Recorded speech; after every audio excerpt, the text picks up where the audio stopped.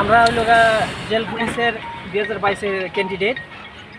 আমাদের 2022-এর মধ্যে আমাদের অলরেডি ফিজিক্যাল কমপ্লিট হয়েছে, কিন্তু কখনও আমাদের ফিজিক্যালের যে ক্যান্ডিডেট কোয়ালিফাই করেছে ওইটার লিস্টটাও এখনও প্রদান করা হয়নি আমাদেরকে, এবং 4 বছর চলে যাচ্ছে।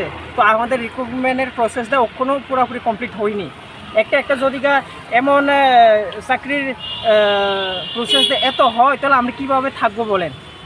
নাহলে সরকার আমাদেরকে বীজ দিয়ে দাও, নয়তো এত 4 বছর ধরে তো একটা রিক্রুটমেন্ট নিতে তো এত সময় লাগে না। সরকার যেহেতু আছে, বা সরকার এমনও নাই যে সরকার গেছে, সরকার সেন্ট্রাল গভর্নমেন্টের মধ্যেও এই সরকার, স্টেটেও এই সরকার, তো দিতে 4 বছর একটা, ঠিক আছে 2 বছর 1 বছর একটা অপেক্ষা করতেই আছে। কিন্তু আমাদের রাজ্যের মধ্যেই দেখা যায় যে 4 বছর ধইরা 5 বছর ধইরা এমন, এইটা তো আমাদের সাথে খেলা হচ্ছে মনে হয় আমার। এটা আমার পার্সোনাল ওপিনিয়ন। কিন্তু সবার সাথে 10,000-এর বেশি আমাদের লোক টিকে রয়েছে, কিন্তু এখনও ফিজিক্যালের যে কোয়ালিফাই করেছে ওইটার লিস্টটাও বের হয়নি।